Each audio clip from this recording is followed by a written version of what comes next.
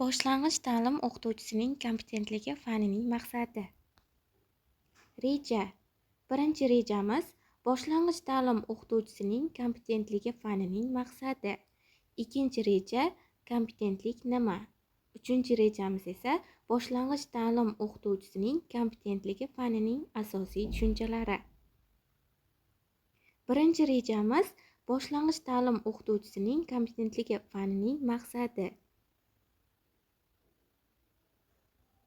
O'zbekiston Respublikasi Birinchi Prezidentining malakali pedagog kadrlarni tayyorlash hamda o'rta maxsus kasb-hunar ta'limi muassasalarini shunday kadrlar bilan ta'minlash tizimini yanada takomillashtirishga oid chora-tadbirlar to'g'risidagi qarori 2012-yil 28-mayda mazkur tizimning rahbar va pedagogik kadrlari malakasini oshirish va qayta tayyorlash masalalariga alohida e'tibor qaratilishi zarurligi uqtirilgan. Ma'lumki, bozor munosabatlariga asoslangan demokratik jamiyatda mavjud u yoki bu ish yoki xizmat o'rnini egallab turgan har bir mutaxassisning tegishli o'ringa qanchalik munosibligi darajasi uning shu ish yoki xizmat egasiga qo'yiladigan turli-tuman talablariga naqadar javob berishligi bilan o'lchanadi.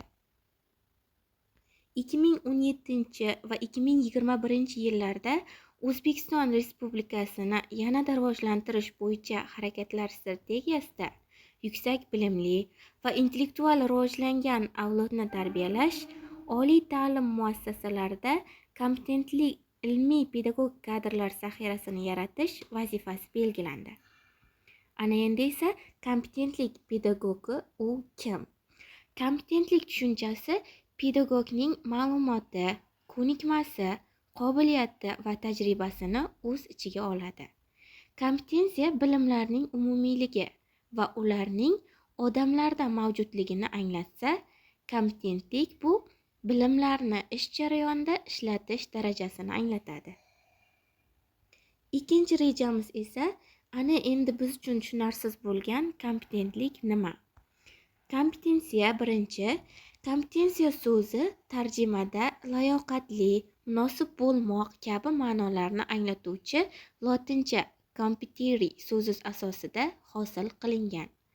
Kompetensiya deyilganda shaxsning biror bir sohada xabardorligi va shu sohani bilish darajasi tushuniladi. Ana endi esa kompetentlik. Kompetentlik ma'lum holat xususida to'g'ri mulohaza yuritishga imkon beradigan bilimga ega bo'lish, dalil isbotli fikr, kishining muayyan sohada saviyasini ifoda etadigan atama.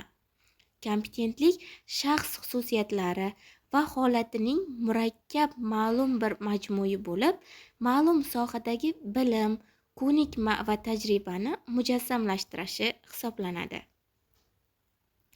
O'qituvchi kompetentligiga misollar keltirsak, layoqat, tashkilotchilik, qobiliyat va iqtidor. Uchinchi rejamiz esa boshlang'ich ta'lim o'qituvchisining kompetentligi fanining asosiy tushunchalari. Pedagoglarning kompetentligini baholashda xatti-harakatlarining ko'rsatkichlariga tayanib ish tutish samaralidir.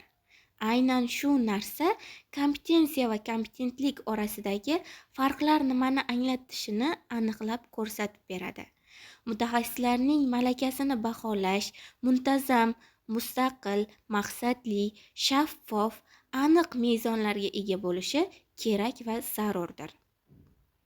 Bularning barchasi ma'lum bir formula, ya'ni uning asosiy deb bilgan ko'rinishda mujassam qilinadi. Bu formulamiz kompetentlik bilaman, qila olaman, istayman va men qilaman kabi ko'rinishda namoyon bo'ladi. Oliy ta'lim muassasalarida talabalarning bilim samaradorligini oshirish, dars va ta'lim jarayonini yanada sifatli tashkil etish 3 bosqichda amalga oshiriladi. Birinchidan, tizimda yuqori malakali pedagoglar kadrlarini tayyorlash, ularning malakasini uzluksiz va sifatli ravishda oshirib borishga. Ikkinchidan esa ta'lim muassasalarida o'qituvchilar kasbiy qiyinchiliklari va ehtiyojlariga asoslangan uzluksiz sifatli metodik xizmatni tashkil etishga.